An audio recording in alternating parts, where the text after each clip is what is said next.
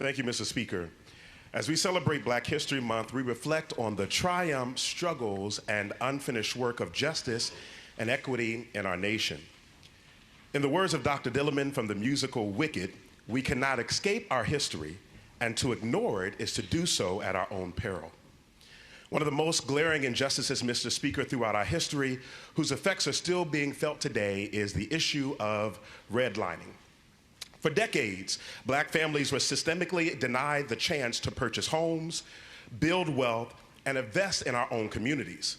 Government policies and discriminatory lending practices barred Black Americans from home ownership, ensuring that neighborhoods remained segregated and economic opportunities stayed out of reach. Although redlining was officially banned in the 1970s, its effects did not simply just fade away. Today, Black homeownership rates are significantly lower, with here in the Commonwealth of Virginia, 48% compared to 73% for white families. The racial wealth gap continues to be one of the greatest barriers to economic justice. That is why, Mr. Speaker, we must take bold steps to right these wrongs, starting with policies that expand homeownership opportunities. Last week, we passed a first-time homebuyers grant program out of this body. And it was a great step, not just towards helping families buy homes, but also by breaking generational cycles of economic exclusion. It's about ensuring that Black and brown families who were denied access to wealth-building opportunities for so long can finally own a piece of what they helped build, Mr. Speaker. But these policies simply don't implement themselves.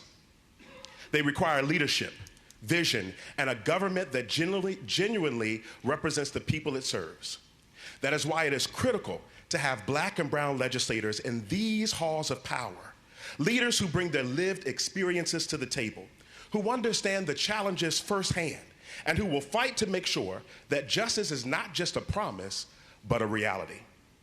After having numerous discussions, Mr. Speaker, with colleagues from the other side of the aisle, I have been given advice. Don't make it about race, and you'll gain some votes from our side. I've also heard, I didn't create these racist policies, so why should I be held accountable? And I would simply ask my colleagues to think about it. Yes, the past is behind us, but join us in tearing down these barriers and help us uplift every single person. Mr. Speaker, I've also heard that Black people don't understand investing or how to manage their money. But I would argue that Stafford County, where I live and I am blessed to represent, is one of the few counties in the United States where Black household income is higher than that of white household income. This proves that Black people can thrive when the environment and policies are good.